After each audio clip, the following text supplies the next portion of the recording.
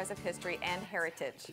Our wine expert and favorite human ever, also the founder of Dallas Uncorked, Hayley Hamilton Cogill, is here today with a few American wines with worldly heritage, celebrating the American dream.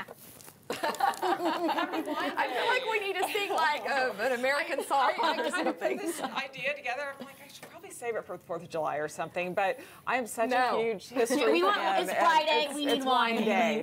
And so all of these wines that we're going to talk about today kind of came to America at some point, either with a goal of just getting to America or of making really great wine because they were wine lovers and wanted to make wine in Napa Valley or up in Willamette Valley to celebrate the beauty of that soil, starting with Gloria Ferrer. What we have in our glass we'll get to in just a second. Okay. But Gloria Ferrer, sparkling wine, great history just starting out. The Ferrer family owns Freixenet, Segura Viudas in Spain. So started out as, you know, with kind of big backing, but Pedro Ferrer actually came to America, launched Freixenet in 1914, came to America in the 30s, hoping to actually start his winery then sadly was killed in the Spanish Civil War. And so then years later in the 80s, his son actually came over and made that dream a reality, naming the actual winery after his son's wife, Gloria. So really special winery. All and the goal was to bring their traditional method, making that sparkling wine. I always say traditional method champenois, with Chardonnay and Pinot Noir in Sonoma, in the Carneros region of Carneros part of Sonoma. So interesting. Beautiful little wine, great sparkler. What I brought was their Vada V. It's a Brut Pinot Noir Chardonnay, with a little bit of Muscat, which is kind of an interesting little twist on it. Still very dry, but just a little bit more fruit to it. Really special wine. Next one is Maryvale, and Maryvale actually has one of the oldest histories. It was around since pre-Prohibition, but was named Sunny St. Helena Winery, which is kind of funny, just with that kind of heritage, because St. Helena up in the northern part of Napa is such a warm and beautiful. I love the wines that come from this particular area. In the 1980s, Bill Harlan bought it and brought in Jack Schlatter, who really was to help with the export and import part of it instead of actually to be a part of the winemaking.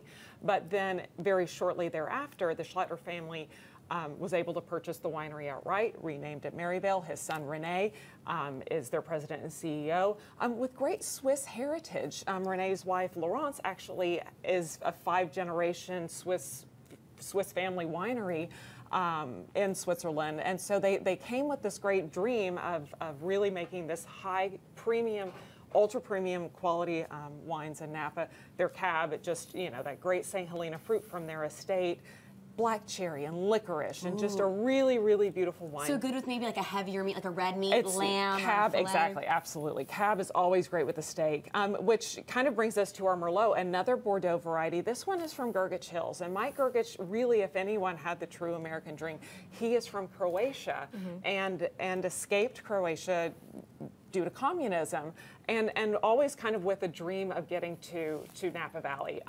Had a stopover in West Germany for a period. Finally got a visa to get him to Canada, and then was hired by Sovereign Cellars in Napa Valley that got him to America with his American visa. He is the winemaker for Chateau Montelena's 1973 Paris tasting, the Chardonnay that kind of won the Paris tasting. And the movie Bottle Shop. It's one of my favorites. I know, it's based on the Paris, the Judgment of Paris. Really special. What we have in our glass is his Merlot, kind of from a cooler, yes, absolutely. I could just smell it from all the way down here. It's so faded. For this. It's a cooler part of Napa Valley. I know, it's a cooler part of Napa Valley that this grown in, so it almost has kind of an old world right bank style.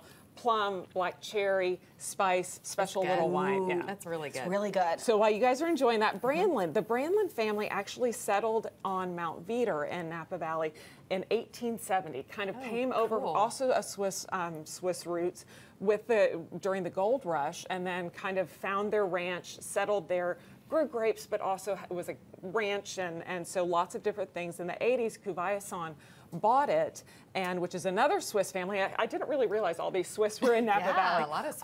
And named their Mount Veeder wine Brandlin after, and kind of in honor of the family. Really rich, intense, mineralic, big, bold, intense cab. Love it. Last one is Domaine Drohen. The Drohan family from Burgundy, classic, great Burgundian roots, knew that Willamette Valley was the place to grow great Pinot Noir, so they started their winery about 30 years ago with Veronique, which is now 4th generation Drohan. Veronique is actually the winemaker for Domaine Drohan. So really, really special wines, you know. I'm just such a history buff. That's you are. And that's really the fun part, I think, of wine. Yeah, is they all the have such story, cool stories behind their it. Especially when you get to go there, it kind of all comes to life. And you get to experience it and really see, you know, the soils and why people wanted to be in this particular place. You know, every wine has a great story. Even the worst wine has a great story because somebody's passionate about doing it. Somebody loves that baby. Absolutely. Somebody loves Franzia.